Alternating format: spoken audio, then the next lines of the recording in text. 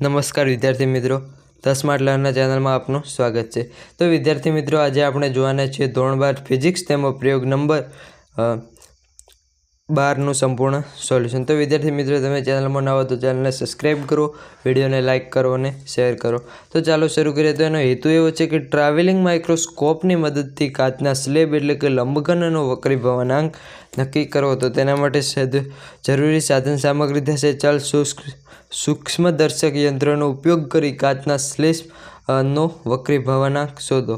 અને પદ્ધતિમાં માઇક્રોસ્કોપના માપક્રમનું લઘુત્તમ માપ શોધો અને કાગળની શીટ પર નિશાન કરો।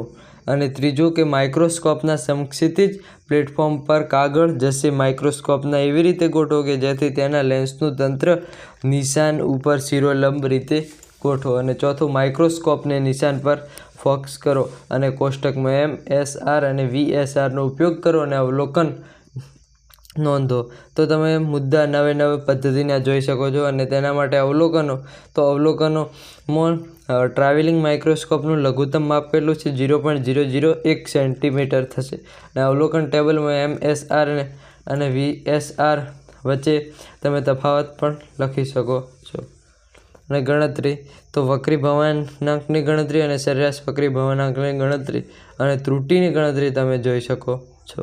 પરિણામ કાચના સ્લેબનો વક્રીભવનાંક તો 1.49 વત્તા 0.0041 જેટલો થશે। સ્વમૂલ્યાંકનના પ્રશ્નો તો તેમાં પહેલો જ પ્રશ્ન છે કે જો રંગવિહીન કાચના સ્લેબને પારદર્શક પ્રવાહી કે જેનો વક્રીભવનાંક સ્લેબના વક્રીભવનાંક જેટલો હોય તો તેમાં ડૂબાડીએ તો શું સ્લેબ દેખાશે? તેના માટેનું કારણ આપો।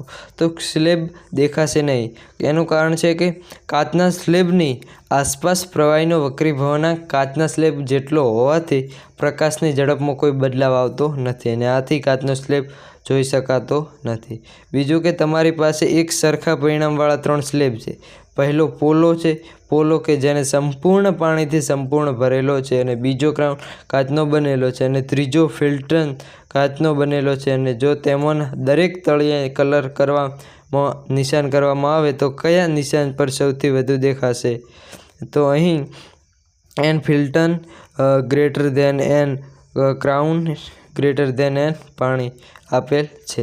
તો આમાં એક સરખા પરિમાણવાળા 3 સ્લેબમાં પાણીથી ભરેલા સ્લેબમાં નિશાન સૌથી ઉપર દેખાશે અને ત્યાર પછી ક્રાઉન કાચના સ્લેબમાં નિશાન ઊંચું દેખાશે અને ત્યારબાદ ફિલ્ટન કાચના સ્લેબમાં તો તેમાં ફિલ્ટન કાચના સ્લેબમાં સૌથી નીચે કલરનું નિશાન દેખાશે।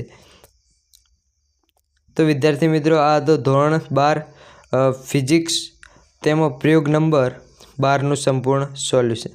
તો વિદ્યાર્થી મિત્રો, તમે ચેનલમાં નવા હો તો ચેનલને સબસ્ક્રાઈબ કરો, વિડીયોને લાઇક કરો અને શેર કરો। તો વિદ્યાર્થી મિત્રો, આપણી ચેનલમાં ધોરણ 12 માટે કેમેસ્ટ્રી, ફિઝિક્સ અને બાયોલોજી આ ત્રણ વિષયની જનરલ સંપૂર્ણ વિડીયો મુકાઈ ગયેલા છે। તેના સંપૂર્ણ સોલ્યુશનના વિડીયો મુકાઈ ગયેલા છે। તો વિદ્યાર્થી મિત્રો, તમે તેને જોઈ શકો છો અથવા પ્લેલિસ્ટમાં તમને બધા જ વિડીયોની લિંક બધા જ વિડીયો મળી રહેશે। અને આપણે વોટ્સઅપ ગ્રુપમાં જોડાશો તો તેમાં પણ દરેક વિડીયોની લિંક મૂકવામાં આવે છે। તો તેની લિંક ડિસ્ક્રિપ્શનમાં આપેલી છે। તો તમે અત્યારે જ જોડાઈ શકો છો। Thank you.